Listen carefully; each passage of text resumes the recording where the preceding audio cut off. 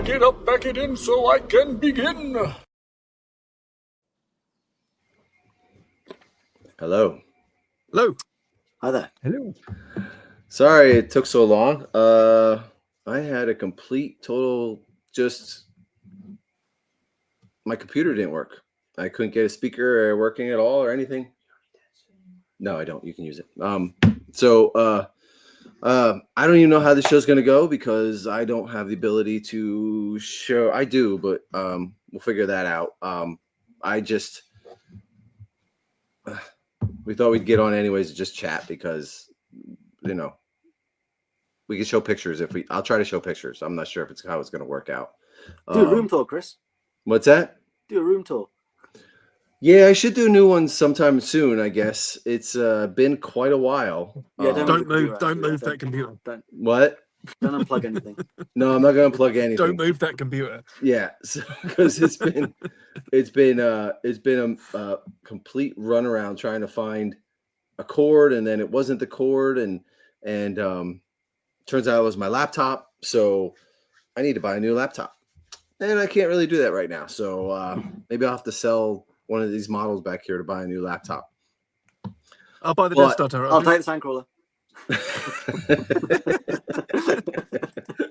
I was thinking more on the lines of like that hella hot toy over there, or the Stan Lee one. How about that? That's a better idea. Get rid of them.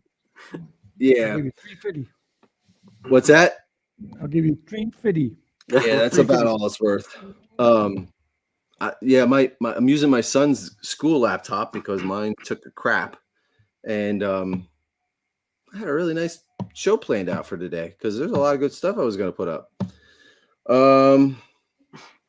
Michael Hawes is supposed to join us, but I don't think he knows how to use email, so he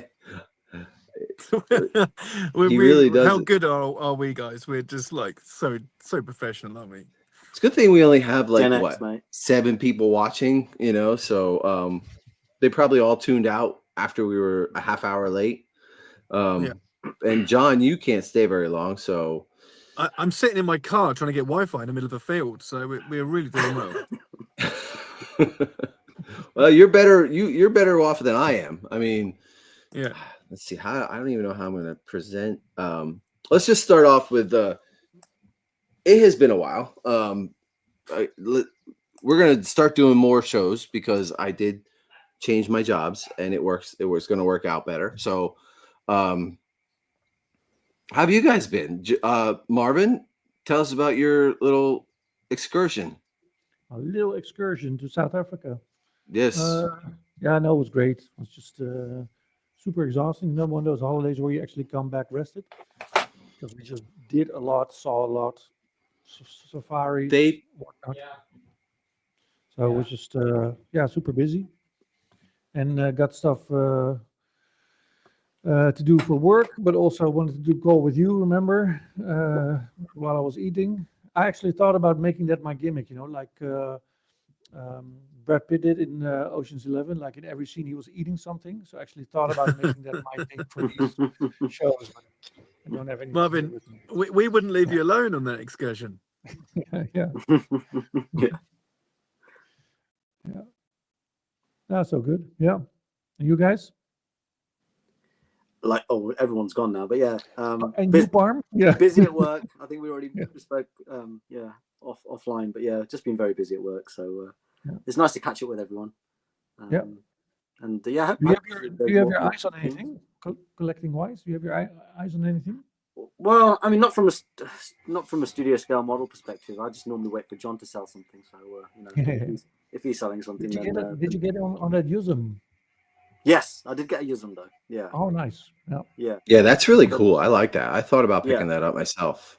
Yeah, they sold out so quickly. I mean, did they really? I mean, the Legacy Edition with the Nilo sketch sold out, as far as I could tell, within like a couple of minutes. Really fast. It was a very small edition size though with the Legacy sketch, so it was only 40. So, having a Nilo sketch in the collection is pretty awesome, right? Oh, there's There he is. First off, I know how to use email. Barely you know how to use email. right. Did you find it in the spam folder?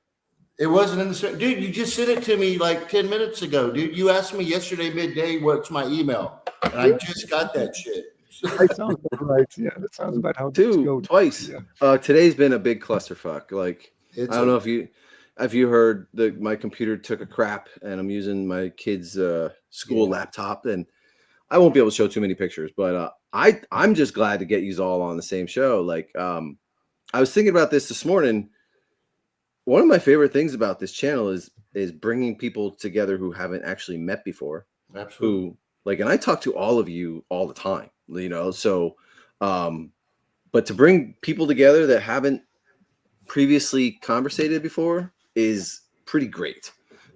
So Michael, there's Marvin, Parminder, and Jace. John just disappeared. He saw you were coming and ran. So but yeah. Well, how's it going, guys? Nice to meet you. I've seen you guys. I watch you on the show. I don't really know your involvement in the model. What are you guys starting with, Parm? What is it that you guys are? Y'all collectors? Are y'all builders? Or I'm a collector. So yeah, I don't really build. These guys have been trying to get me to build, but I just don't have the talent. I will try my hand at something. I've tried a few Bandai models in the past, but yeah, I'm more of a collector. And Michael, it feels like I've known you for years because I've watched you on your streams and watched your collection and your tours of your gallery and stuff. And I'm in awe of it. So yeah, it's finally lovely to meet you. That means you've got an incredible collection. Yeah, thank you for that. And yeah, I'm kind of the same way, but you never know until you try, right? But it's a matter of, I mean, look at Chris. I mean, 5 years ago, he didn't know he could build models. I'm saying that very humbly, Chris. But yeah, Chris has really come on with what he's been doing. But hey, thank you for following me after all the years, and it's nice to meet you. How you doing, Marvin? Yeah, I'm good. Yeah, it was nice to see get a little bit of insight into your display space through Chris. You got some wonderful stuff there. Really nice. Thank you. Yeah, we're slowly getting it back. Now after seeing having Chris down here and getting this crazy thing back on the wall and all kinds of little things. We're starting to get organized in here, which is really cool. So when that fell off the wall, I just kind of lost interest. It kind of took knocked the wind out of me. And I know it sounds kind of cheesy. No, not at all. Sense. I mean, I gained thousands of new followers because of this tragedy falling off the wall. Shit, it's bullshit. They love seeing train wrecks. Oh yeah, they love that, right? Yeah, it's exciting to most people.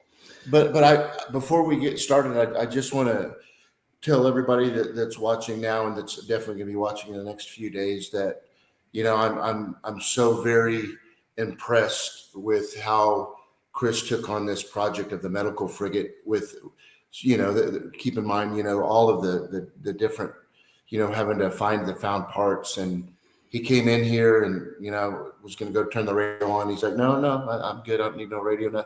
And he was just like, I had him like locked up in a little closet with the model, and he was just content.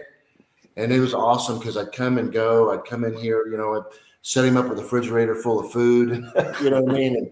And give him, a little bit of slack on the chain. And I'll tell you what, I'd come back in and things that I was really concerned about, I mean, wasn't even an issue. And if you guys that have seen, we had a 8-foot table full of literally, I mean, definitely over 500 little parts, and they're all back on. And I'm going to honestly say, and this is no disrespect to Mr. Jim Krevling that did an incredible job, but you guys know that our model builders, when you're working on a model, all the time that you spend with this model and then coming back and going, and you never know, it's never finished. You can keep working on it for years. And I just, again, respectfully just say that it's better than it was before it fell off the wall.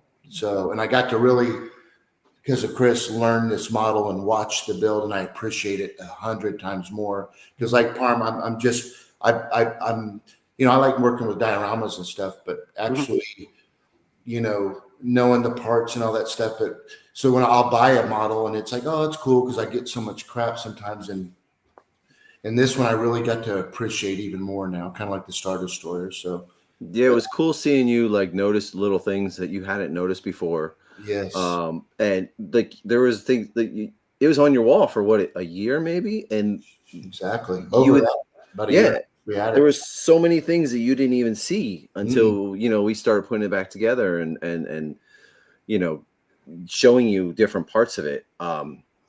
But it honestly, it was a perfect time for me, like for me to come down there for a week and just only focus on, like, you kept me in a little closet, so I wouldn't get out, see sunlight, but like, Hey, I'm going to go get pancakes, and I'm going to let you guys know this guy can throw them down. Holy Yeah. shit! oh He's my mentioned God. the pancakes. Oh my God, those are the best pancakes I've ever tasted in my life.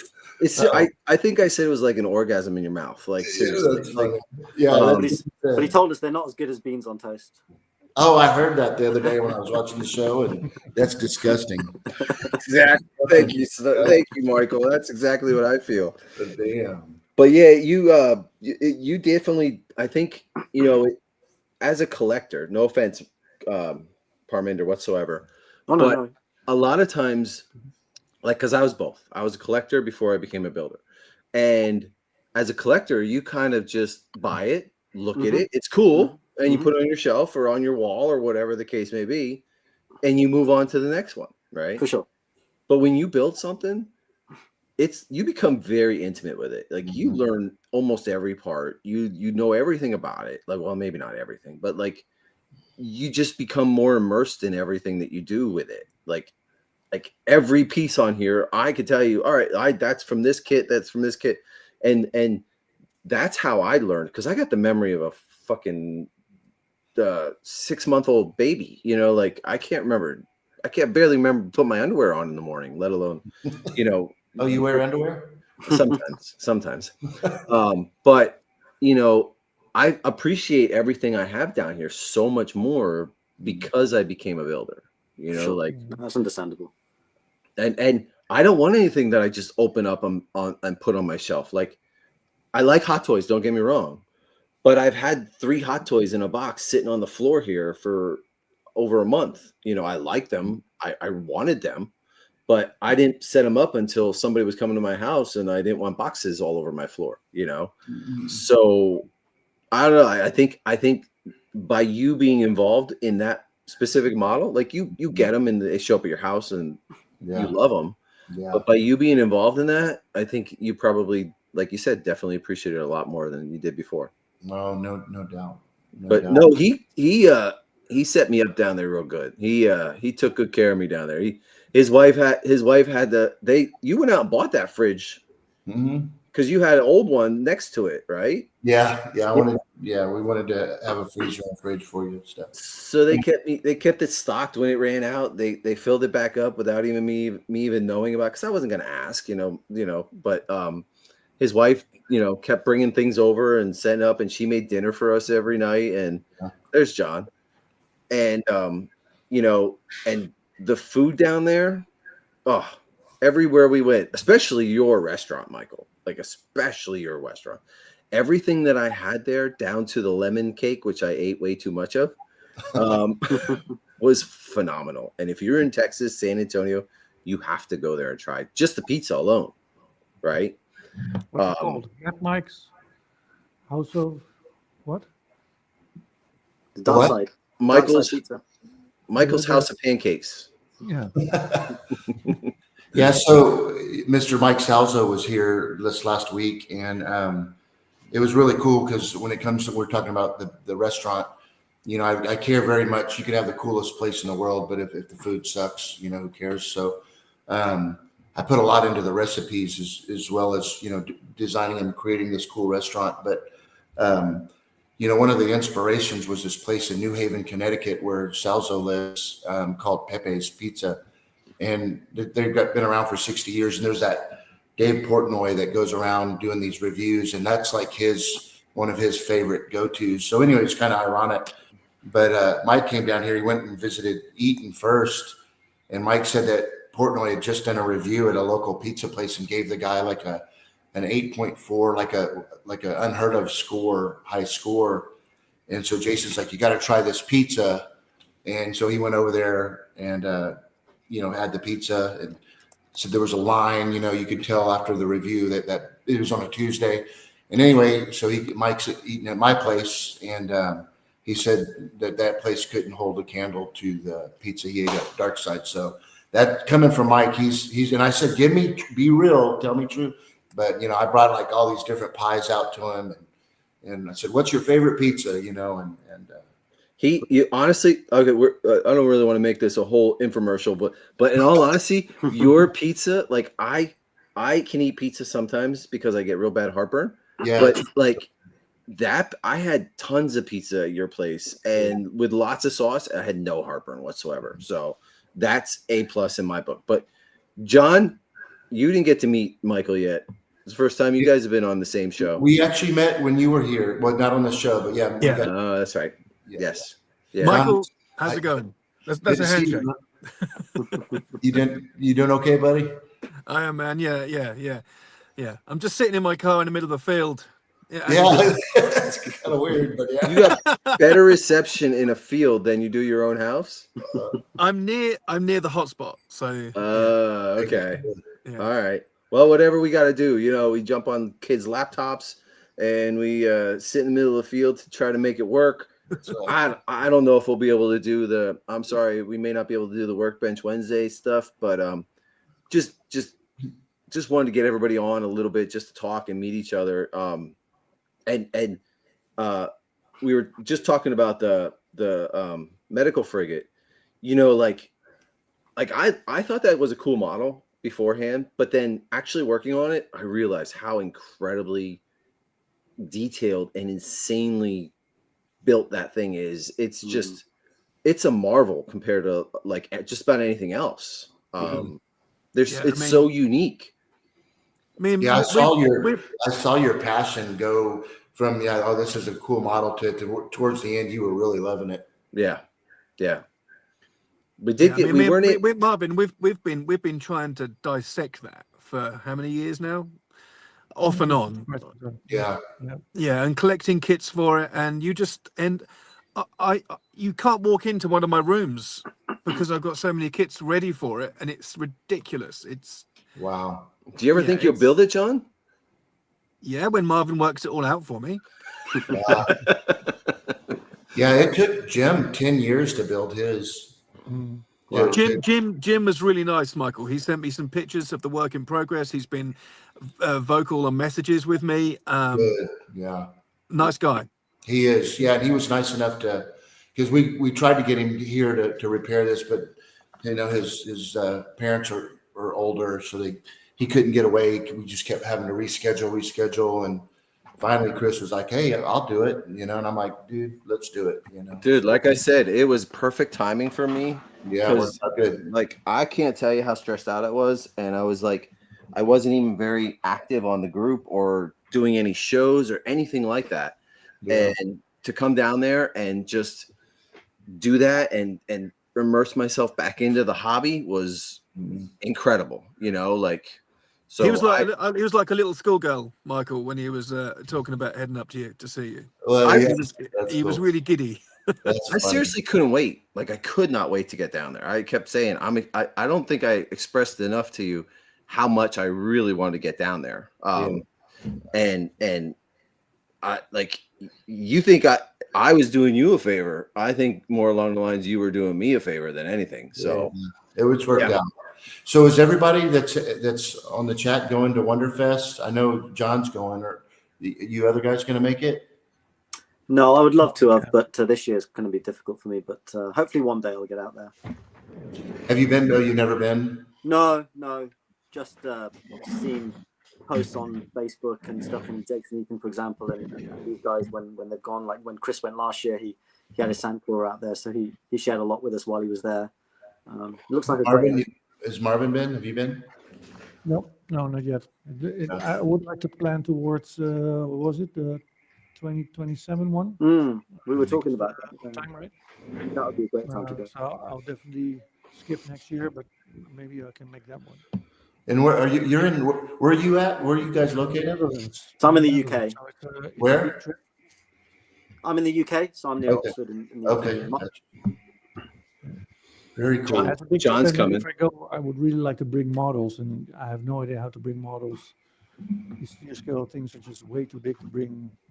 Yeah, and that's the thing. It's if you can drive it there, that's one thing. But I would love to showcase some of the models that all you awesome artists have done. But it's just, the newest build, the Death Star. I think it'd be really cool. But it's just so hard to transport, and Yeah. So My life won't be worth living if I don't go, Michael. I've been forced into this. Whether I want to go to Wonderfest or not, Mr. Benware there has forced me into it. Oh, I know, right? Trust me. I really have. I've really like made it extremely important for John to be there because last year when I said I couldn't go because we were talking about maybe I can, maybe I can't, and when I had to break the news to Chris, it was like breaking up with a girlfriend. I was like, how am I going to tell Chris? How am I going to do it? I was so down about it. My wife was like, I actually was seriously upset that you weren't coming because I was so excited for this road trip that we had planned. We're gonna drive from Pennsylvania to Kentucky, and she's like, she could tell I was like not upset, but like down about it. And she says, she says, if you want me to, I'll make the drive with you. I'm like, I appreciate it a lot, honey, but like, you're gonna be seriously bored out of your mind because all we're gonna be doing is talking about these little tiny little kit parts, right? And he was really wanting to spoon with you at Sausage Fest. Yes, exactly. Yeah, I call it Sausage Fest, man. It's I mean, there's maybe 2 girls in the whole thing, and Hacker's wearing a mankini.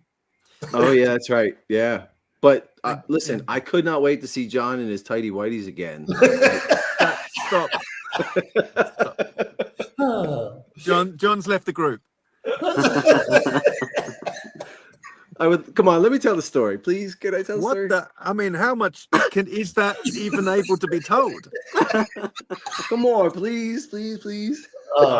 Christ, I'm gonna have to stop you if you go any further than what I won't go too far. No, I know where to stop. So in Europe, in Celebration Europe, we hung out and John was drinking. He was drinking a little bit, and then I forget. I went to my room, which I was staying with Jason, and I saw way too much of Jason too. And then I needed some. I forget why I had to go back down, right? But you had a friend over. A childhood friend, okay, and so I go down, I knock on your door, and you were already drunk. I knock on your door, you answer the door, standing there in nothing but your tighty whities. And my friend, yeah. Hey, at least he had those on, We'll get to that. Okay. So John, you don't remember this at all, do you? You said, right? We'd been to a concert. We'd been to Ash, the rock band that we went to. Yeah. It was like 2 a.m. So he says, "Come on in, I'll give it to you." And I'm walking behind. I see the brown stain in his underwear and everything. So, so I walk around the corner, and there's one bed, like, and what was his name? Vassal, Vassal, my friend. He's laying in the bed with all of his clothes on, bundled up, like he's like got his shirt buttoned up all the way up to here, and John crawls in the bed with him with his tighty whities. John probably scarred him for the rest of his life by having to sleep with him in his tighty whities. No, he's used to it. Yeah, but I guess he was just you saw his ass under the sheet or something. And I'm like, okay, way too much visual information. I'm gonna go. Chris, there's 2 beds at the hotel, right? We're staying at in Wonderfest. Yes, I made sure of that, and there's a divider too. So that's hilarious. There's definitely 2 beds where we're staying at. So yeah, I remember you sat on the end of the bed for like a minute, and you were like, "I'm gonna go." Yeah. That's funny, dude. Oh yeah, but I guess like he was a nice guy. I guess he was just in town for one night just to hang out with you. And, yeah, he loved it. Yeah, He loves seeing you in your underwear. I'm sure he has before. You know. I've known him since I was 10 years old. He's seen me a lot worse. Yeah. So that wasn't such a bad story, but funny as hell. But yeah, I said to her, plus, like, if I took her down there with me, I would not be able to have a good time because I would just be so focused on that she's having a miserable time, you know. Yeah. So I just needed to go. I'm like, it's okay. It's fine. John abandoned me. I'll be okay. I'll get over it. So it was when you said, I'm not angry. I'm just disappointed. That's even worse, right? You were almost off the show back then. So yeah. But yeah, so I had a little panic attack the other day. So I put up a post on the group saying, hey, we're going to do a group get together, right? We're going to try to get Nerf Herder guys together at one spot on Friday night. And I said, you know, who's interested in meeting up? And we're going to get some shirts ready for a website that you guys could purchase to wear to Wonderfest. And then like 30 people said they were coming. And I was just like, oh shit, where am I going to put 30 people like for a get together? So luckily Quincy had some ideas for what we're going to do. I'm going to call the hotel today to see if we could set up like there's a pavilion outside in the middle of the hotel that we could sit around the pool and talk. And then there's a restaurant / bar like right inside the door that we hang on. Sorry, there's a pool. There's a pool. I don't know if the pool's open yet because last year it was closed because they were filling it a couple feet so they didn't have to have a lifeguard. Chris, you might get to see me in Speedos. Nice. little nuts hanging out the side. That'd be nice. Pubes sticking out too, you know, like out the sides. Like, what is that? Yeah. Borat. Yeah, I'm not taken care of down there. No, really? Me and Chris have had those conversations. We have. This is another show. Let's get off. Yes. Well, Michael likes things old school down there. I like things very, very new school. Yes. Yeah, dude, I don't want to be with a baby, dude. I want to be with a woman. You know, this show is taking a nice turn. No. I can't be parting hedges to get to where I want to go to. You know what I mean? Dude, that's the best, right there. Oh, come on. Big old hairy buckwheat. Anyways, let's keep moving on. Yeah, let's move on. Let's get to a different subject. So, Michael, you got that Star Destroyer hanging up back there, right? That's pretty incredible. We've been watching it. Star too. It's just so cool. Mike's been posting it on the group that you're not involved in on Facebook that you need to get back into. Let me put that bigger. So everybody can see it. Hang on, let me get some light. It's you definitely got it back together since I've been down there. Oh yeah, it's still got a lot of work going on. So, you know what I really like the most? I love about the medical frigate is the cool blue lights on the in the windows, and then the warm lights on the engine. That's what I like. Wow, look at that. And I still got to do all the wires and stuff, but here's the mounting from the back. Hopefully listen, if that falls, I'm coming down.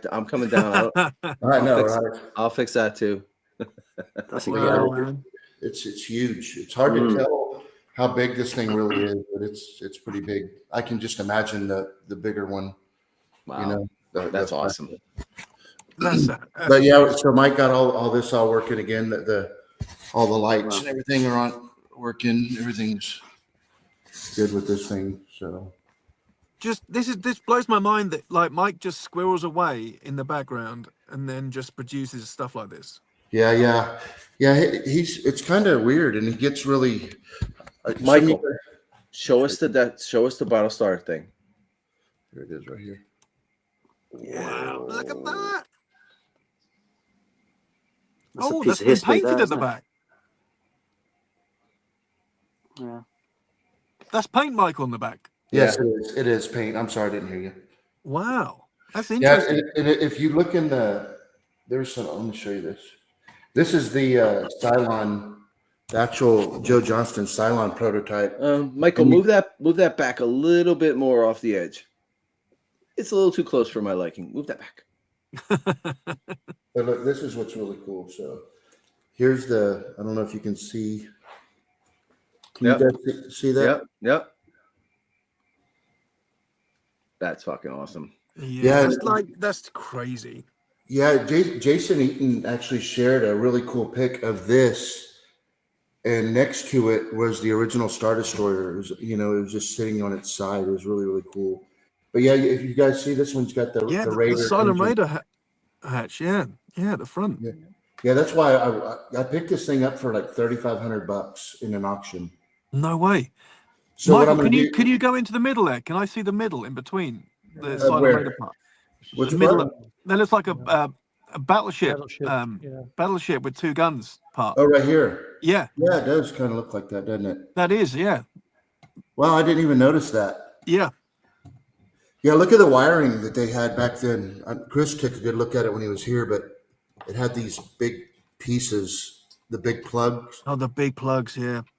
So today, actually, I've got it's pretty cool. I've got a clear acrylic case, and I'm going to have this up on a little pedestal deal, and I'm going to light this because it's got the old lighting gels in here. It's got a red gel, the plastic gels. Mm-hmm. And I'm gonna light that with the LED, so that'll light up in red. I'm not gonna hurt anything with the original on it. Yeah. And then I'll have an inner shelf. It's like a half shelf inside the acrylic, where I can display this thing properly, And then in the background we'll have a nice. I've been doing these pictures right here, like this. So.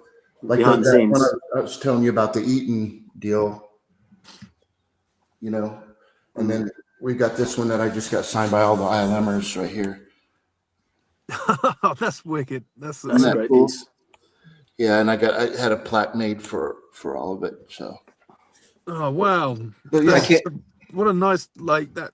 What a lovely homage to all the ILMers on their signatures on there. It's lovely. Oh, thank you. Yeah, I was really excited to pick that up. And then, so it was kind of weird because the only person's signature that wasn't on there was Steve Golly. And when I got to go meet up with him a couple of weeks back, I took that with me. I actually took the autograph photo out. And it's kind of ironic that it's got the Star Destroyer, but it's the Death Star, right? The Death Star 2. So I'll tell you what, seeing that Battlestar piece in person, holy shit, it's so freaking cool. Just holding it and seeing it in the picture right next to the Star Destroyer in ILM's workshop. Yeah, dude, man, just. But Michael, you're giving us a look at this.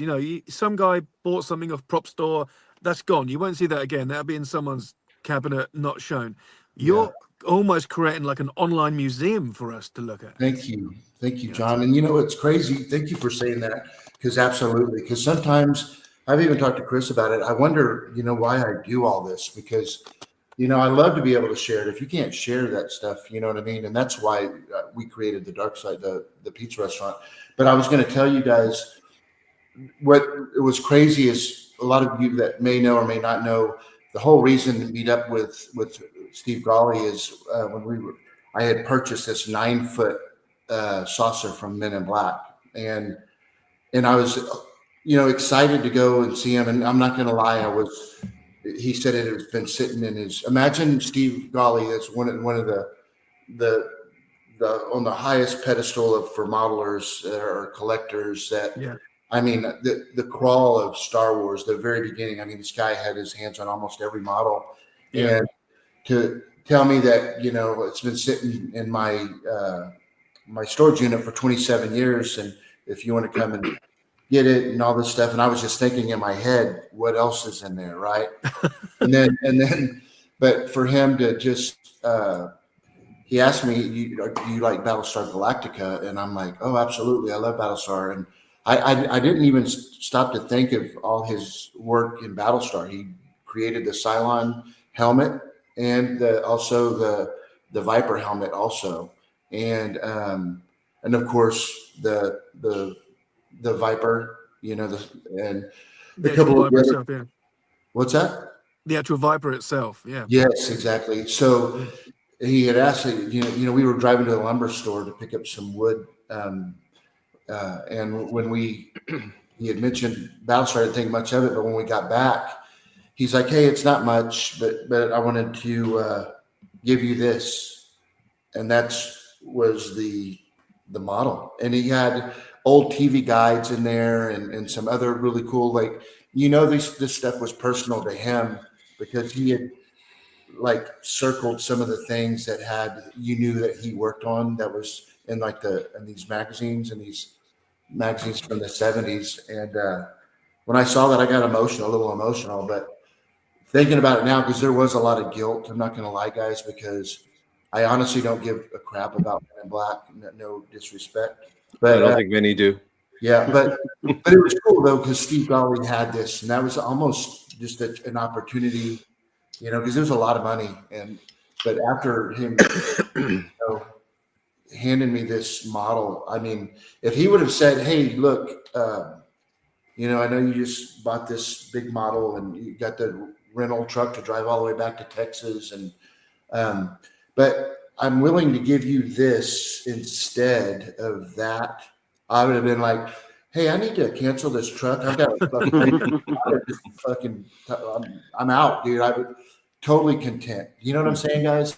So what were you thinking so you're driving back from this place we're getting some wood, and he says to you, "I've got something else you might like."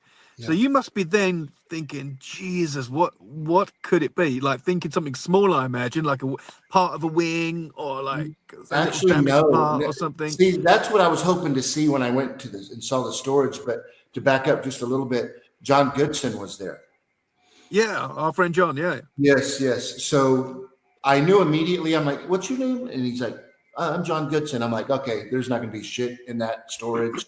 If there's anything, he's got it." You know what I mean? I'm just being real. You know what I mean? But he was very humble, super cool dude. What actually likes to talk about models. Oh yeah, he definitely loves coming on and talking. We got to get him on again. We haven't talked to him in a while. But back to what you said, John, is the crazy thing. He only had asked when we were driving, like, "Do you like Battlestar?" And I'm like, "Yeah, I love Battlestar." But when we got back and we were done, we were leaving, that's when he went to his little Toyota pickup truck and pulled out this box. Then he goes, "It's a little something, Battlestar Galactica." And I was like, "What the beep?" You know what I mean? And I just didn't know what to think. I didn't know what is this, But how sweet of him as well to have that in if his foresight to know that, he'll bring it along, Yes. And I can't tell you guys, first off, I'm sure like a lot of you guys, I don't fanboy out. I'm very respectful and I know Steve, I've known him for a little while now, and I know that he's very, very private, but I still needed him to know how grateful I was, and he's still to this day, because there was a time where he's like, "Look, Michael," and I promise you guys, like one time out of a year, I would reach out to say, "Hey, just seeing how you're doing," and he was just like, "Hey, this part of my life is behind me now, and I just want to leave it behind me." And I wasn't fanboying out. I was just, "Hey, how you doing?" But the last time I reached out, and now he's been reaching out quite a bit to me, which maybe he's got it back a little bit. Maybe he's, he just had a birthday. Maybe I'm just trying to think about what's going on and, in his mind. And, he's so appreciative to you artists. And he called you guys and he said it respectfully, archaeological finder. What did he say? I told Chris, archaeological model builders, because he was saying what he's basically saying, and it's true, that it's so much harder for you guys because then they were literally kit bashing without reference. And you guys, it has to be reference, and it's got to be the best reference possible if you can find the reference, right? Yeah. So it was really cool hearing from one of the main guys that were so involved in the industry, and to see that stuff, and how in awe. Lauren Peterson, same thing. I think Chris has talked to him, but he's the same way. He's just so like in awe on how you guys create this stuff and how it's the impact that it's made. You know, all these. I think it works both ways, doesn't it? We look up to them, like, Yes, you know, more. it's crazy. I'll tell you, I remember, Michael, you were kind of second guessing your purchase on the Men in Black piece. Yes. And I said to you, I was like, listen, you got the Men in Black piece for free. Like that Battlestar piece is way better than the Men in Black piece. Like that's priceless for us, for somebody like us, for sure. Yes. Sure. Like just the historical value of that, not money value. It tells so many stories, doesn't it? Yeah. It's Exactly. It's not that one's not about money. That's more of a historical value to that thing than a money value to it. Yeah, I would never sell that thing. No. Well, maybe I could pry it out of your hands. Maybe. I'm good at that. Right, John? Yeah. Oh Jesus! I'm lucky to be sitting in the car. Yeah, but it was what an honor, and you know, I was driving back. It took away a lot of that buyer's remorse, you know. Yeah. I'm not gonna lie. I'm just gonna tell you that Men in Black, it was like $20,000. It was a lot of money.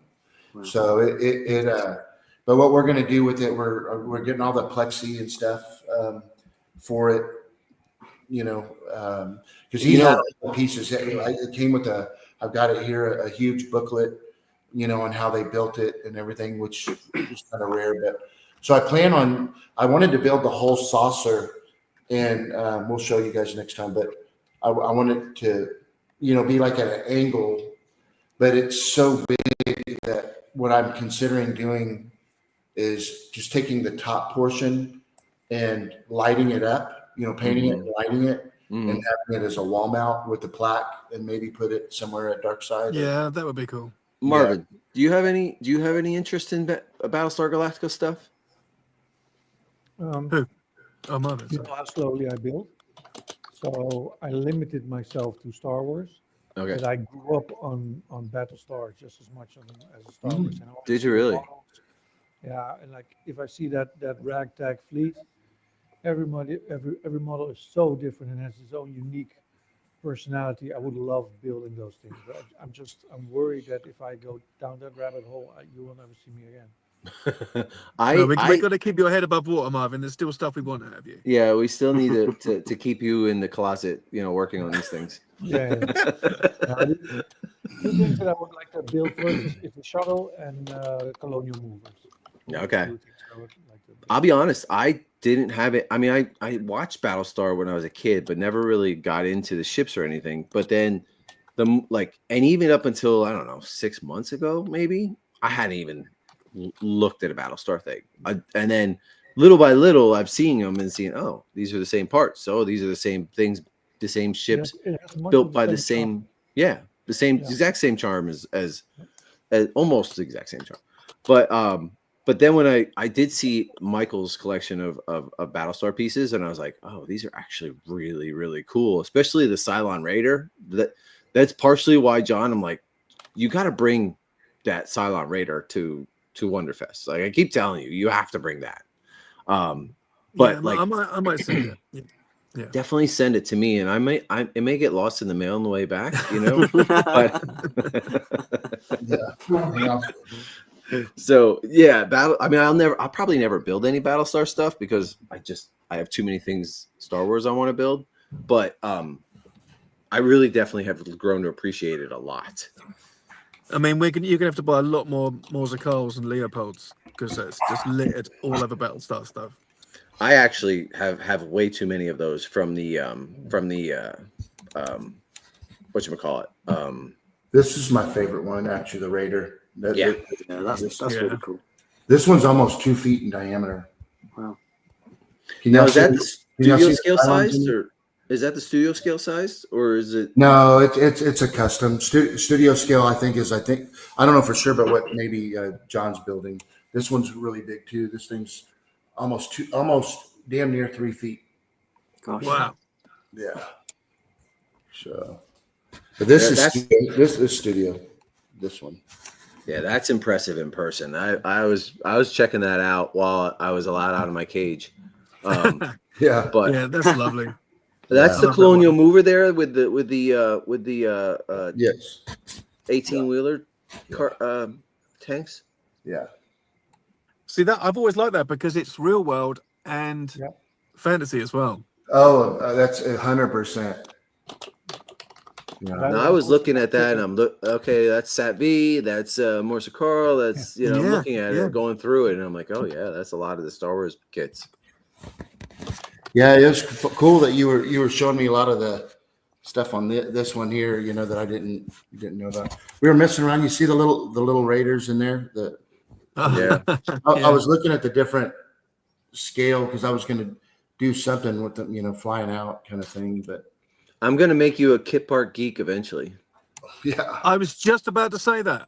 Yeah. Michael will end up knowing what certain parts are. Oh, just by, man. I know. just by having the That map will be he's got. that's going to be crazy if that happens. For sure. Well, his wife will find him in his room looking at the Star Destroyer. Be like, oh yeah, this is a Ganusu. This is Yeah, I know. Yeah. Why doesn't he look at porn instead anymore? yeah. No more porn. I know exactly. That's funny. So, seriously, on my phone, you like you will find almost nothing but pictures of kit parts and models and not the sexy models. If my wife went on my phone and looked in there, she'd be like, "Where's the pictures of us?" Like, there's no doubt about it. And then do you find it awkward sometimes explaining to the general public what you're into? Yes. Like I'll be like my son's rugby game and that, and then they'll be like just chatting away and like, oh, I hear you paint little army men, and I'm like, well, not really. And then you're down this rabbit hole of trying to sound moderately normal about what we do, which is insane. I always emphasize that whole archaeologist angle. Yeah. Because it makes me sound smart instead of. Well, when I started my last job, What did you say, Marvin? It makes me look smart versus painting little models. And that's why I think Steve was very sure to tell me respectfully before that comment. So yeah, I think it's awesome. When I started my last job, the one guy there, he asked me, he's like, oh, he's getting to know me. He's like, so what kind of hobbies you got? I said, well, I build models. I build big Star Wars models. He goes, oh, okay. All right. So I said, what do you do? He goes, oh, I ride motorcycles. I build motorcycles. And I'm just like, yeah, I feel like a dork right now. So, Yeah. but yeah, it becomes very, very consuming. Like, I can't tell you how many times my wife was like, will you please get off of that phone? And, instead of watching porn or checking out other women, I'm looking at reference every single night, before I go to bed. It's bad. Yeah. Sometimes because the Americans are later than me, I'll be like just about to nod off and go to sleep. And then one of you will find an ID. And I'm like, oh, God, and I can't sleep. I'm excited. Like, how tragic is that? It's pretty bad, yeah. I'm laying in bed thinking about these IDs, trying to figure out what they are. It keeps me awake at night. It's pretty terrible. It's pretty bad, Chris. I'm not gonna lie. It's really bad, actually. There's no doubt about it. It's always a blast seeing you guys at Wonderfest, and all the excitement, the little geekiness, and everybody. I mean, just think of just everyone together. It's actually pretty cool. I know there's going to be 2 girls there for sure. Stephanie and Robin. Yeah, those 2 will definitely be there. I meant there'll be a lot of gray ponytails and suspenders there for sure. I need to pack my suspenders. I need to get them. And by the time Marvin gets there in 2 years, we're gonna have to buy him some suspenders because he's got the ponytail. It's starting to gray, right? It's starting to gray, so he'll fit right in. Yeah, man. Yeah, I can't grow a ponytail, so I'm out. I think you can grow the ponytail part. Yeah, I probably could. I could probably grow the back. But you don't want to do that. Yeah, Party. What is that? Party in the back, business up front, party in the back, right? Yeah, that's a mullet. I'm gonna try. Actually, you know what? I'm gonna try to grow it.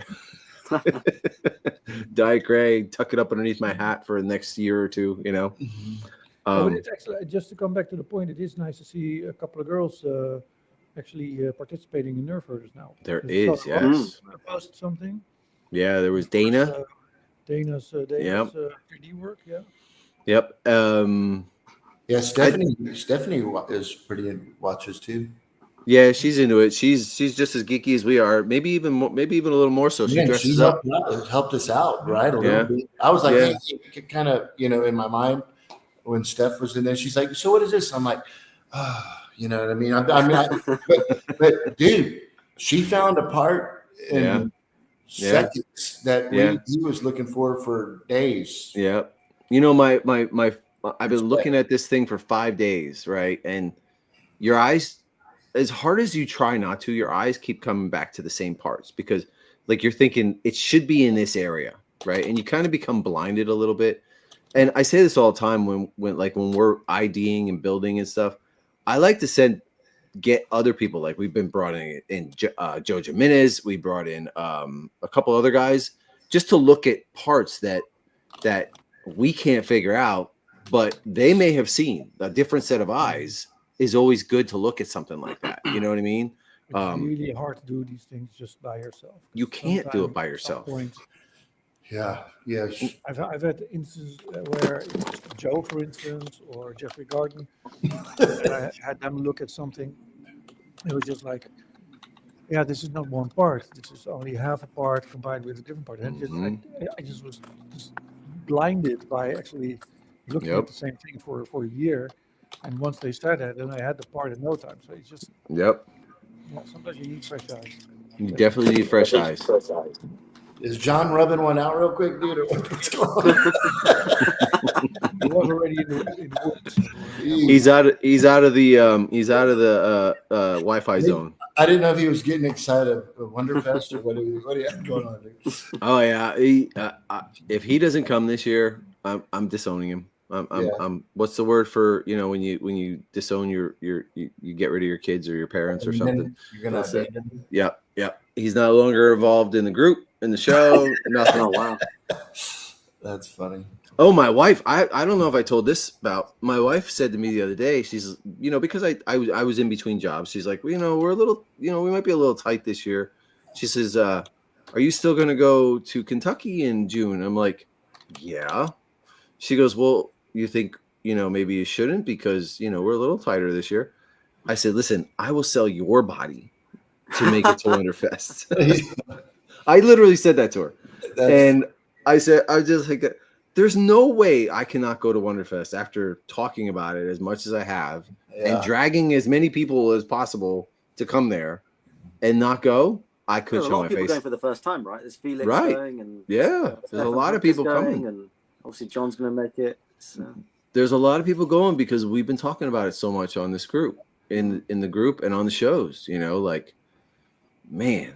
I said, I was like, there's just no way I cannot go. There's no way. So I'll be there. Whether I'll be divorced or not, I don't know. We'll see. There's always another, right? Oh, hopefully she's not watching right now. No, she don't watch my shows. She actually joined the Instagram page, but I don't ever really post on there. We mostly do Facebook because I feel like Facebook just is. You're able to converse a lot more and talk more about these subjects rather than just liking something on an Instagram post. That's for hot chicks shaking their booties, I think sometimes, which I know nothing about, by the way. If I can ask Marvin real quick, because I'm sorry, Marvin, I'm not real familiar with your work. What is it that you do? What do you love to build? I mess around a bit. So I'm not a collector. Everything that I have is something that I built myself. And hold on a second. That's not true. You collect vintage figures. I have sent you a lot of action figures. Yeah. Yeah. Okay, but I know what you're saying, Marvin. Continue. No, so I'm not really a collector. Everything I have is something I built myself. And I just do studio scale models. I focus on not focus on, but I have focused on when I do a model to make it in such a way that, because I know there's people that also would like to build that specific model, which is why, for instance, I build an adventure bridge, just a bridge section, because it's displayable in size. And then I make it in such a way that it's a set that other people can also get and build their own. For instance, Chris's Sandcrawler is based on my set.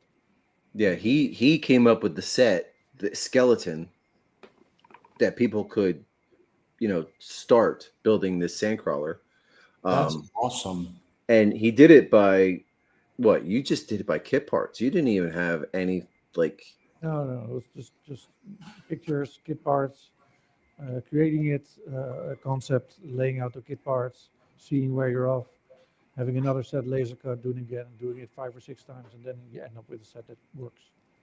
Golly, first off, man, that's awesome that you're willing to share these things, kind of like what this show is about, which there's a lot of people out there that, are very stingy and well, people needed to buy it. It wasn't all free because I spent quite a bit of money actually doing all the prototyping and stuff. No, I understand. We wouldn't have Sandcrawlers if it wasn't for Marvin. Yeah. No doubt about it. Because I know you were just getting the tracks, right? Yeah, we're working on that. Yeah, he also produced the injection molded extensions for the tracks. Oh, so he's kind of the brains behind the Brawn. Like he's, he built that Avenger, and you also did a lot of the work on that little starter. Hold on, I'll get it. Yep. Yeah, Parm. The add-ons I did myself, but the metal track set I did with a friend of mine, Felix from Germany. Oh, okay. Making sure that people got those sets. Okay, yeah, because when Chris was down, he was showing me some photos of that stuff. That's incredible. So we were at Celebration Europe, and we saw this in what was it, Prop Store display. Prop Store. Yeah. It was Lauren Peterson's, and nobody could get into that section to take pictures because we were just there covering all the glass, taking all the pictures to try to get great shots of all the kit parts for this. So then he went home, he designed everything. He designed the skeleton for it, he designed the plates for it, and then he did most of the IDing, right? I think we had most of the idea like the next day. We saw it. That's unbelievable. Yeah. No, I've never seen that. I love that. It's freaking sweet. It's awesome. It's a nice little display. I still have to build a. Is it a kit now or what? What did y'all do? No, it was a little group thing that Marvin, that we did. Just the 4 or 5 of us. Oh, y'all each built your own. Yeah, we each built our own. It's is it printed or is it styrene or what? So the skeleton is a 3D model that you can print up, and then all the plating. I made templates for it that you can just get out of styrene. Mm-hmm. And we have the IDs for the kit parts. Mm-hmm. And yeah, so would you build a model like that, Parm? Well, I'm supposed to be building it. I have the parts. So okay. I went to see John Simmons last year, and I already had the skeleton that Marvin had created. John had created a 3D print of that, and then I saw John last year, and he gave me the bits and pieces I need to build it. So, yeah, that's what I'm supposed to be building as my first kit. Yeah, it made me think. Kit. I mean, it's a pretty easy build, to be fair. I'm just scared. I don't have the skill set, but I will definitely try it. It's exceptionally easy to build. Yeah. Yeah. I've never told this story, but as a model builder, when I was a kid, this is kind of a telltale of, that I'm more of a visionary than an actual builder. And the reason I'm saying that is I remember I'd get like the Smokey and the Bandit Trans Am, right? And it starts out where you've got to build the motor, you take the chassis and you put the suspension and the exhaust and all that.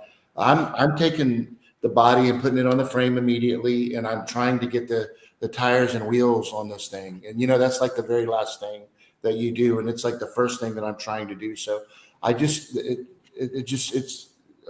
takes a certain person that can take the time and maybe as an older adult, maybe I could maybe do it a little bit more, but I'm that guy that ended up throwing it up against the wall. I just I know what you mean. Yeah. But I love to envision something and see it happen, whether it's through various artists or whatever it may be. You know, my dad, I don't know if John knew that he actually was born and raised in Europe. He passed away over about 20 years ago, 17 years ago.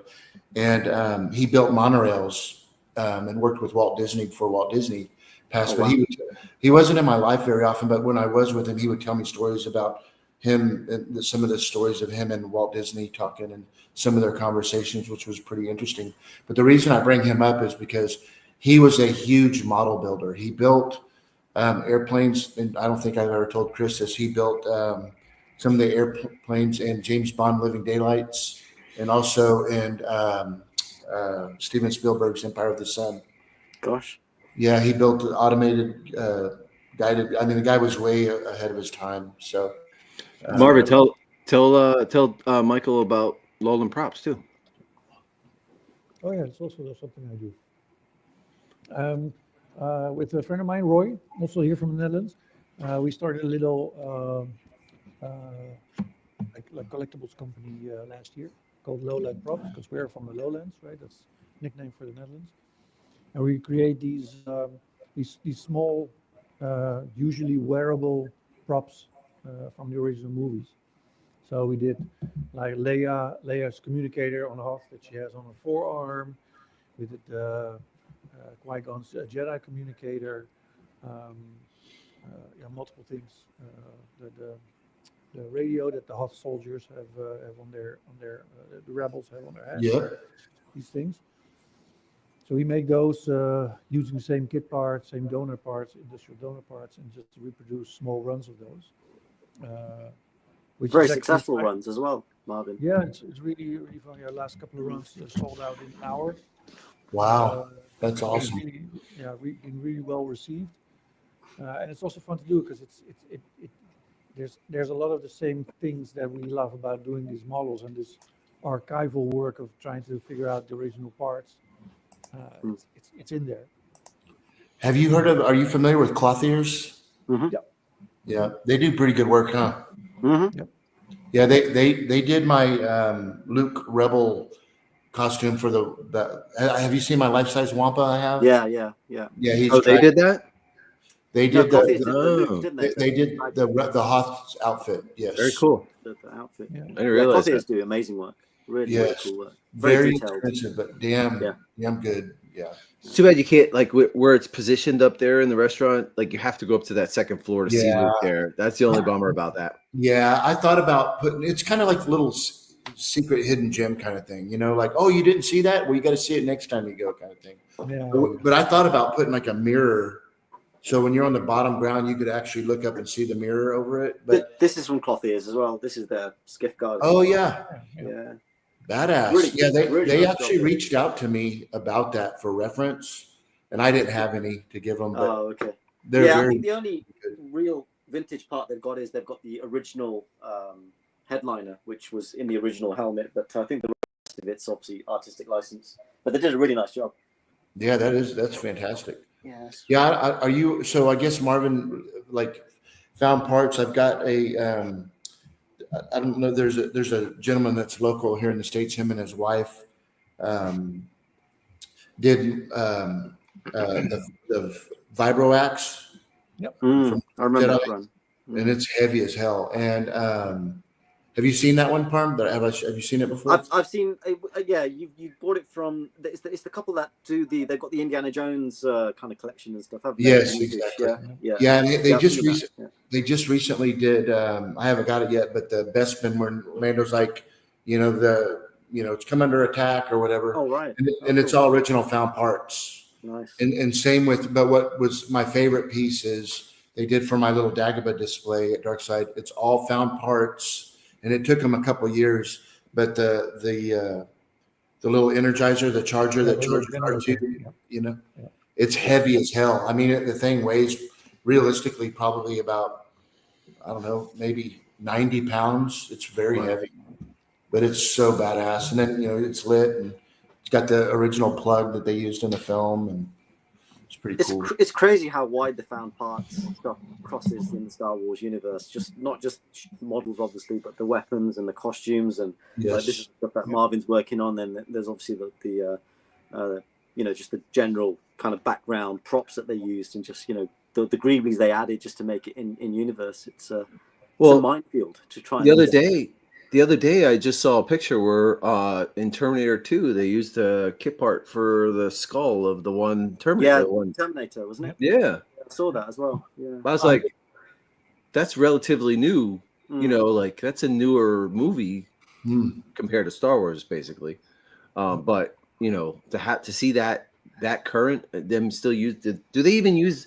Do they do that still for newer movies? I know like ILM like use digital versions of them, but like other companies. What do you mean, like props?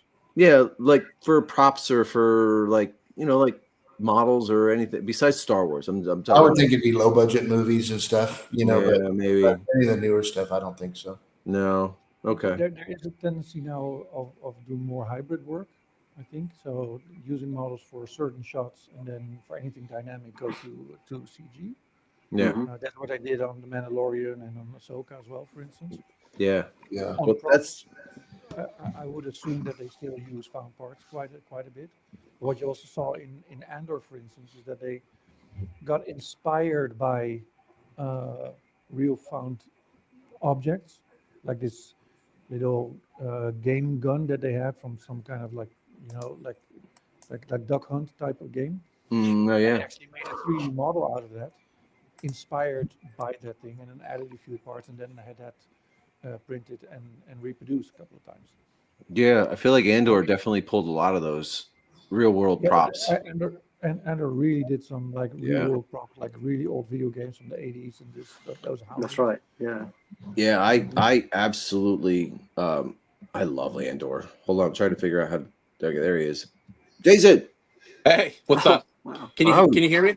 Yep. All right, I'm on my iPhone. I've never done it from the phone before, but What's I up, was Jason? watching. How you doing, brother? Good morning, everybody. I keep cutting my fingers, but besides that, doing good work today. Good to see you, Jason. Yeah, you too. Yes.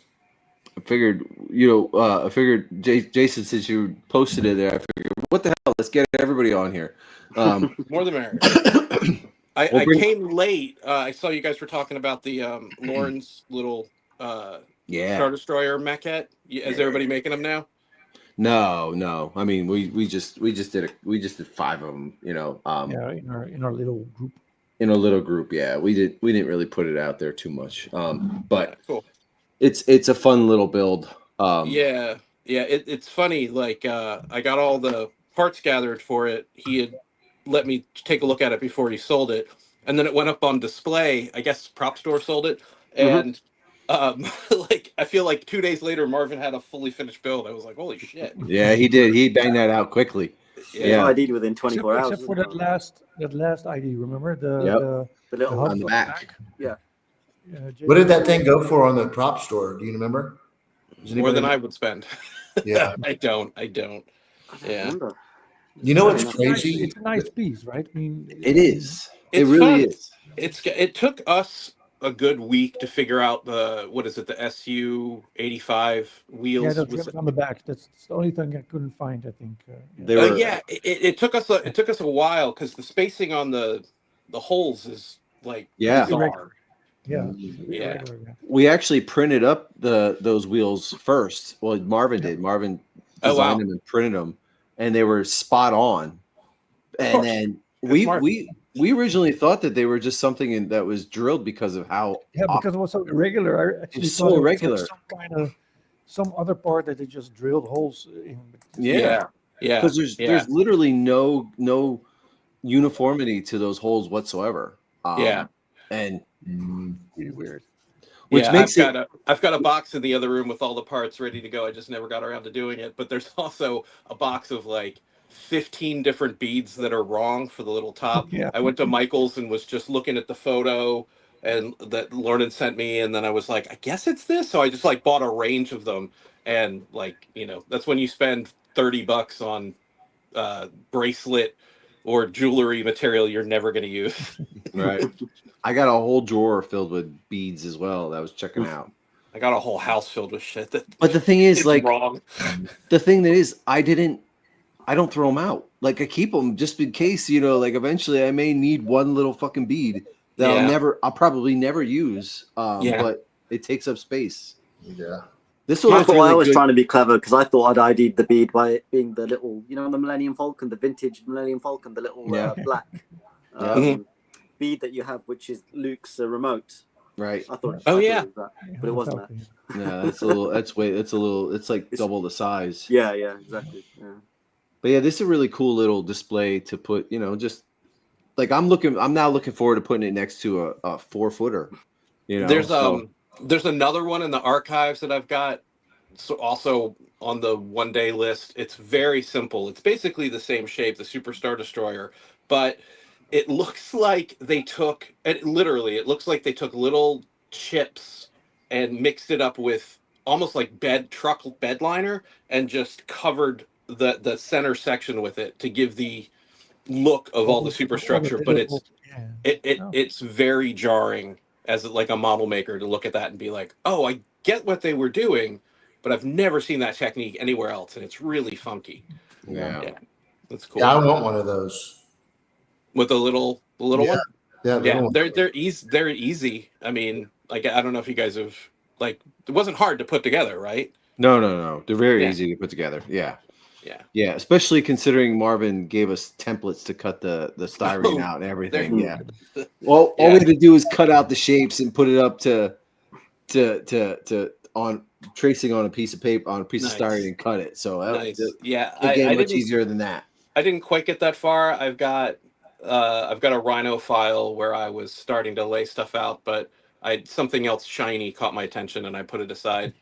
But this makes me want to get back on it. I'm like, I have no business doing anything but the transport. Yeah, I mean, I kind of was thinking I should stain it like the original, the one that's the real one that got sold at the prop auction, but I like it clean actually.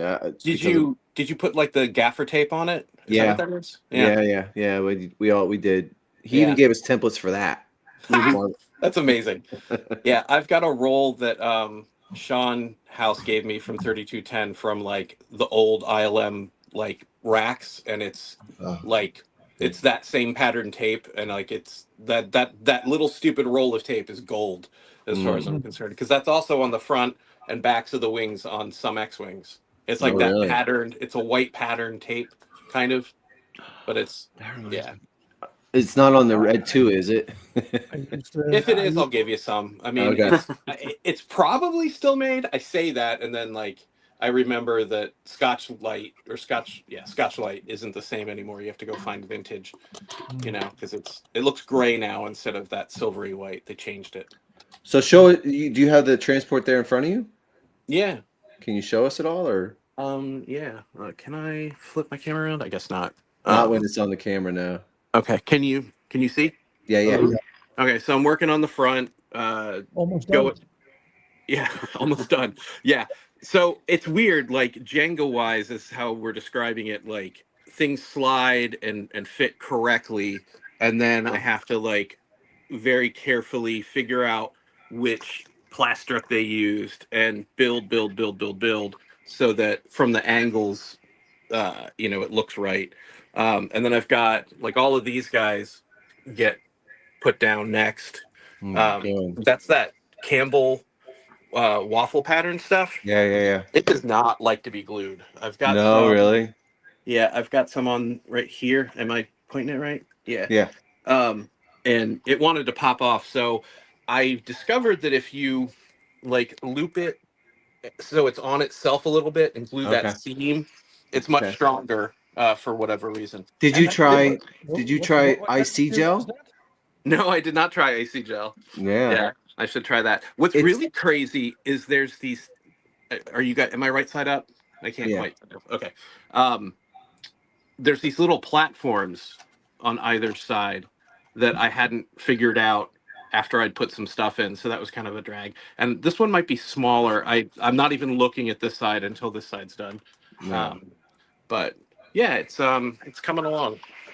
Marvin, he was talking about the perforated the aluminum that we picked up for that. That stuff. Yeah. Yeah. This stuff. Oops, sorry. Let me put it back on Yeah. big. It's just very thin, very Yeah. not gluable, and it's just curled up in the engine. I use icy gel for everything now. Yeah. It sticks to everything. Nothing comes off. I love it, Yeah. and it doesn't run. Those Yeah. are my two. Yeah. The Yeah. icy gel, like what is the viscosity more like this one?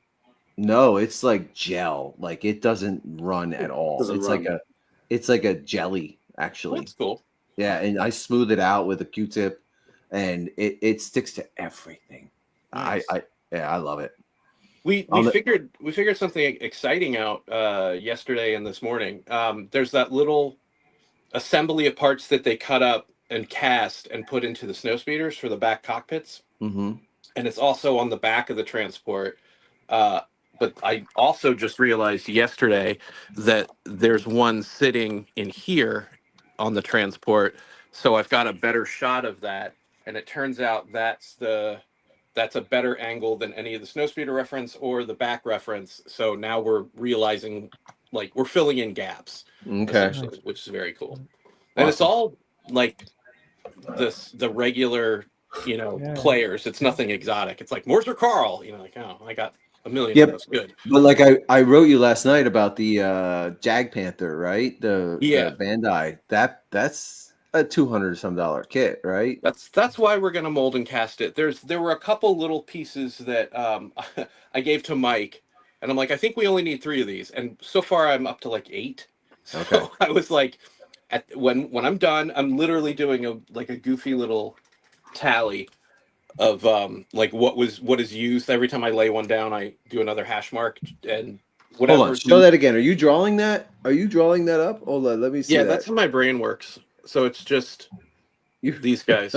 It makes sense. It does. It really probably does. It looks psychotic, probably. Yeah, That's because cool. That's when cool. when I write down parts, I forget what they look like until I actually pull them out and look at them again. Yeah, if I wrote Morse Carl Part B7, like that means nothing to me. Like, Right. Yeah. I'm visual, so it has to That be. makes a lot of sense. Yeah. Marvin, And when you we got- and when you're in the thick of building, you don't want to have to remember what kit is from. You're like square with 2 dots, like. Yeah, that makes more sense. Yeah. Yeah, I'm glad I was just talking to Joseph yesterday. I'm like, I think we got to buy some expensive kits. He's like, does anybody cast them? And I was gonna ask if maybe like Graham could cast it, but then I wrote you, and then you said that you had planned on making castings of it, and I'm like, Yeah, there's no reason to spend $200 if it's literally something that ILM cast. Like, it's still like, I know that there's the hardliner guys that are like, I'm building it exactly the way ILM built it. Well, it's resin, so you get a pass on that one. and it's just literally just a little 1-inch square like T piece, right? That's all you're using for that 1 inch by whole an kit. inch and a half, 2 inch maybe tops. Like, yeah. And that's the only piece you use from that kit, even, right? Yeah, because it really wasn't used. I mean, somebody made these detail plates, and then people were grabbing them and cutting them up, and like sticking them places. So, yeah, that works out much better. Yeah, today I am sending the final files to Mike Reeder for the Empire Chicken Walker. Okay, so that's exciting. I know a bunch of people just build them. But if anybody wants to rebuild it or build it for the first time, we're going to have what it looked like in Empire, like finally, and then modified post-Empire for Go Motion for Jedi. So there will be 2 flavors. I'll be honest with you. The thought of building one and then displaying just the metal armature next to it is very appealing. That's what I'm going to do. Because I've built 2 or 3. And this is hopefully my forever build, which, you say that and then you laugh. But yeah, I'm going to have my cake and eat it too and build the Empire armature and then display the Go Motion one next to it. Yeah, that's what I'm going to do too. The Go Motion, you mean just like the Go Motion that was used in Jedi, right? But that's a different scale. Yeah. No, Tom sent them on after Empire, early days of Jedi production, took the Empire Chicken Walker, changed the feet, re-machined stuff in the back of the body to be better mounted to the rig. Yep. So there's that photo of him animating it. That's for Jedi. So they added like the feet are sort of like L flats on Empire, but the new Jedi feet sort of slope a little and have a big round, not big, but a round disc below the foot, and it now has the ability to swivel that way. Yeah. So it can do that. And then like I said, the back got routed out, and that little the little bar that comes off of it that kind of comes up in the middle that's on the Jedi walkers, that was added to the Empire one. So it's You kind don't of a have any- curiosity. But that Empire that was adjusted, was it actually used or was it just for pre-production? I think they scrapped using it. I think it was a proof of concept, maybe. I don't think it was filmed and used in the film. But what's really crazy, The type of changes are the things that ended up in the final Jedi Go Motion version. You can yeah, see that yeah, lineage basically. yeah. Bill has said that when he was tasked with dressing the armature, he asked Phil first. He's like, "What do you want me not to do?" He was like, "I want you to bolt the parts down because every time we moved it, shit would fly off and it was a pain in the butt." So that informed him how to make the Jedi one, and that's why the Jedi one's so different. He hand patterned a lot of those parts too, which is wild. Bill did? Yeah. Nice. You don't have any chicken walkers, Michael, do you? Me, I do. Oh, you do? Yeah, I've got this one right here. Right here. Oh, yeah, that's right. I didn't notice. I didn't remember that. Yeah. So, You need a Jedi one. yeah. Yes, that'd be cool. That'd be real cool. Yeah, Mike, I never. You still coming to Wonderfest? Are you talking to me? Yeah. I'm gonna try. I'm gonna really try, Jason. So, Cool. yeah, it'd be good to see you guys again. Yeah. So, hey, completely off that the subject we were just talking about. Have you talked to Mike about Darkside? About he was telling me this. Did he tell you about the Portnoy review guy? He said that y'all went and had some pizza over there. Yeah. Okay. So Mike lives in Connecticut and has Pepe's, which is like considered some of the best pizza in the world. And then that Barstool Pizza guy randomly in Baltimore reviews a bunch of our pizza joints, and there's one that's I've lived in this house for 20 years. It's 5 minutes away, and it got like an 8.5 or 8.4, which is whatever, unheard of. Like, and everybody freaked out, and now there's like a 2-hour wait. So when Mike rolled through, just stopped by to have dinner so he could like go in between rush hours on his way to you. I was like, I know this will make you laugh, but would you like to try Baltimore pizza so that you can like then like have the whole range of America? Because I know he was coming to you, and he said he liked it. They make a pickle pie, which is like dark magic. But he said, and the thing that bums me and Lisa out is the first time we got it, it had char like Pepe's, and when we got it with Mike, it didn't quite have as much char. Yeah. But he did say when like I talked to him, I was like, "How was your trip? How's Darkside? How's Mike doing? Like I saw the pictures that you had posted, and he's just like, the pizza's fucking legit. He was like, I hand to God, it's good stuff. That's awesome. Yeah, I told him, don't bullshit me. I want to know. Yeah. And I brought him out these different pies. I'm like, okay, what's your favorite pie? And then, but yeah, I can't wait for you to come down too. Because it's on the list. It's like respect, you know what I mean? With you guys. So you guys are legit foodies, And Mike was chuckling. He was just like, I think on Monday, Hawes is going to like some pizza college or pizza convention or something. Yeah, expo in Vegas. Yeah. A pizza expo in Vegas. That's crazy. Yeah, that's wild. Did you learn anything new? No, not honestly. No. Yeah. That's the cool thing is because there's pros and cons. But before we opened the restaurant, I was hitting every so-called best pizza places around the U.S. Yeah. And the inspiration came from Pepe's. You're the first person that brought that up to me. I remember you talking about that shit. And every time you go visit Mike, it's kind of like a thing, right? Yeah. I mean, I'm 51 years old and I'm jaded about everything. It's like if somebody says this is the best burger, I'm like, fucking prove it. Yes. Like every it's restaurant subjective because we all have our like ideas of what the best is. 100%. What I want to know, what I want to know is how every restaurant has the world famous most awarded chicken wings in America. Like I know every that's funny. single restaurant says they have world class chicken wings. It's so funny you say that. I can count on like one hand how many times I've had wings where I've truly thought I need to come back here and get them. One of them is at Feast in Louisville. Like their Okay. smoked chicken wings. There's Oh yeah, those were good. Did we go? right? We went there, right? Yeah. Yeah, we went there. We got them as an appetizer, and then we went there the next day, and I got it as my meal. And that was when John Sapien reached over and grabbed one, and I'm like, "Motherfucker, this is my dinner." And he was like, "Well, I just wanted to try one," and I'm like, "Okay, Buy your that's own. not- you're a grown man, and you just stole food from me." And then it was plenty. It didn't Those like. are fighting words. Oh my god, it was Oh, so the great look on your because face, he felt dude. like shit for like the next 3 days. I wouldn't let it go. I'm tempted to make a little sign that says like no Sabians and put it in front of my food the next time we're there because it'll make him feel terrible, which is hilarious. That's hilarious. You see what you're missing this year, Marvin? You got to come over, man. It's gonna be you. You got to come. Yeah. I'm not a foodie, so I'm not traveling for chicken wings. Oh man, I would travel for food. That's for sure. I would travel to Texas just to get some of that pizza Those again. pancakes. What's And pancakes, funny, though, yeah. there's a new restaurant that we're going to for lunch today. It's like fast casual Indian food, and it's pretty good. Their curry's good. We've been there once, but they have honey habanero wings. I guess is a nod to people who are like terrified of Indian food, but their friend took them there. That kind of thing. Yeah. So I was like, maybe wings are on the menu today for me. I don't know. Mm. I've been good.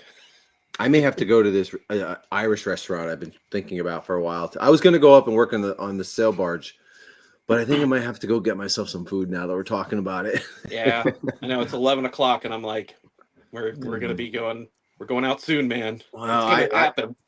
These are my last 2 days of unemployment, and I was Oh. planning on doing a lot of work on this, and I got like 2 hours yesterday, and I'll probably only get like 2 hours today. So Yeah.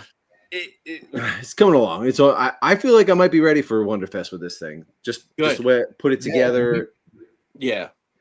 Everybody keeps asking if the not the barge, that's yours. If the transport's going to be done, and it's the 28th of March. I think this might be done by the end of April, Okay. and that gives me like a whole month to do. Like, I've got a bunch of Bespin buildings I've been working on. Well, So we Okay, have cool. we have way too many projects that we've been putting off till after Wonderfest. There's just like 3 or 4 that I'm like itching to get on. But I'm singularly focused right now on getting this done before Wonderfest, so nothing else is happening. yeah, it's really rare for me to like focus on one thing. I usually jump from project to project. Sean Sides is famous for like picking one thing like the 5-foot Falcon and doing nothing but that until it's done. And I admire that kind of drive and determination so much because I'm just like not able to do that. I want to, but I run into roadblocks all the time where I need something and I have to wait. That's the problem. Yeah. I even have come to the point where I'm like, I need all the time I can get for the sail barge. I may not even get to the tracks for the sand crawler. Like that's how. Okay. Yeah, that's just it's painted, it's ready. It's nobody's gonna notice the tracks, I don't think. But yeah. Why put them on? Well, I'd like to if I have time. Like I'd love to, but like I if I have time. What's that? Ever. Oh no, they're getting on. Like my wife even said to me, she's like, when I told her how much I spent on them, I didn't tell her the correct amount, but she says, you spent that much money on tracks for why do you need them on there? What's wrong with you, woman? Like you have to put the tracks on. You can't finish everything else and leave it with no tracks. Like that's sacrilege, So, if she knew how much they were, like I told her half of what I really paid for them. So, Man, I really hope she doesn't watch this show, dude. She doesn't watch the show. No. She'd be bored halfway through it. Like it. It takes a special kind of nerd to sit through 2 hours of this. Yeah. Like we are really bad when it. This would put most people to sleep. So. But yeah, I think that's probably a good time for us to go get some lunch. Yeah. Yeah. All right. You know, honestly, I thought this show would become a shit show because I don't know, Jason. If you in the beginning there was major complication. IT problems, Chris. Yes, Oh. major IT problems. So we didn't start for half an hour later, and then we were supposed to just do all the. I feel really bad. We will get to. Did you do no workbench Wednesday? No workbench Wednesday. My laptop took a shit, so I couldn't do anything. So we did your workbench though, Jason. Oh yeah. This. So I gotta say, man, this is like really coming together, and like I was nervous. I was nervous that I was gonna have to really make a bunch of shit up, but literally everything so far is correct. Dude, I mean, I say correct, but it's like identified positively, and like it's to the point where I've got like all the little plastructs. I was smart and ordered at least one of everything in rectangles and squares, and write down like this is ST14 stock number. So I write it on the thing, and I'm keeping track, mostly for the Patreon, but just so that like in the future, if I ever build another one, or anyone else building one, it saves you the pain of trying to figure out the size. It's like, well, I remember you telling me that those assemblies were going to be the hardest part, right? And at the time, I'm thinking, Jason, you're on crack. I'm seeing the inside of this thing. There's got to be a lot more to this. And now that you're doing this, has your opinion changed? Is it? No, the not the hardest, but the most attention and complication and part stacking. Okay. Small is that front section and that back assembly. All the rest so far has just been figuring out what the size and the height of something is, and it's layering, right? And layering. It's a very deceptively simple build once you lay down that bedrock of stuff. Okay. And they probably built it in like 2 weeks or some obnoxious bullshit, because they were just making it up. Is there another Gepard assembly in the front with the landing gears? Okay, so yeah, that this front assembly, which hides the front mount. No, I mean with the ones with the legs. No, those legs were initially on that front mount, way in the front, and they broke it off, and they put a brass rod in between them, and very uglily put it on top of a Leopold part that's on top of the center spine. It looks like shit. Okay. But and I'm gonna do that, and then probably put a container over top of it just to hide that bar, because it clearly is it broke off, or we just decided to move it for filming kind of thing. Okay. But it puts it eye line wise. It puts it in line with the one in the back, so it looks kind of like. I mean, in that matte painting, it's essentially landing gear. Right. I think as initially built, they were loader arms, and they just changed it on the fly. So yeah, there's pre-production, filming, and post-filming reference, and all three things move around. Because I can say from experience, you can very easily like just look at it and a part will fall off. Yeah. So it's not a surprise. It's not a surprise. Probably taking it to the filming stage and bringing it back that shit got knocked. Right. Jason, do you know who made this one? No. Yeah, I know was a guy in Europe or something. Is it Anagrand, I think, isn't it? That one? Anagrand. Oh, is it Anagrand? It's smaller. Yes, if it's smaller. If it's smaller, it's Anagrand. Yeah. Yeah, it is smaller. Yeah, because you get one of the big boys. Yeah, I remember you've been telling me that for a while. But yeah, I got that from Elkins, Mark Elkins. Oh, well, actually, you know who I got it from is Planty, Michael Planty. Do you remember him? Yeah, yeah. But see, that is a great size where you have it too. Yeah. Yes, for that one. Yeah. I think so. That's cool. Yeah, it looks good where you have all those other ships in there with it. It's such an incredible display, that honestly. It doesn't detract it all from the main piece. Sometimes we just have one more ship, right, Jason, to put up on the top. Yeah. I was trying to do it when Chris was here, and for everybody that's watching, yes, the white plates are getting fucking painted, dude. Dude, why paint them? Just replace them with black outlets. Because they're the Alexa ones. Oh, okay. That'd be a good reason. Like when you turn the lights on, all the lights come on, kind of thing. Yeah, all right. Smart. All right. But Hey, and you know what, Jason? I don't know about that. It was Chris. I was arguing with him actually. No, I was arguing with Stephanie about it. The little glass underneath here on the Culinary ship, Yeah. or whatever you call this thing, down here, it's missing. The clear, there was a little. Was there a clear plastic down there? Do you remember?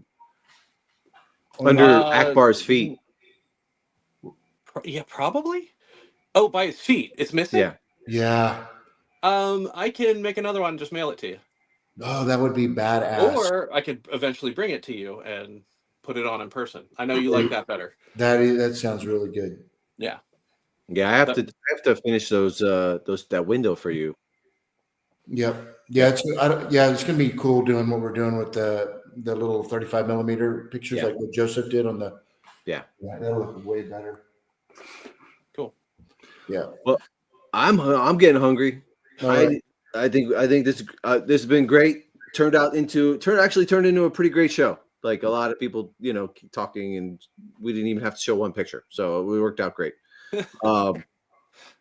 Well, we have to do more mess ups again coming up, in the future. So until I get a new laptop, we'll see what happens with that. So, which I will get a new laptop for my work, so I can use it for that.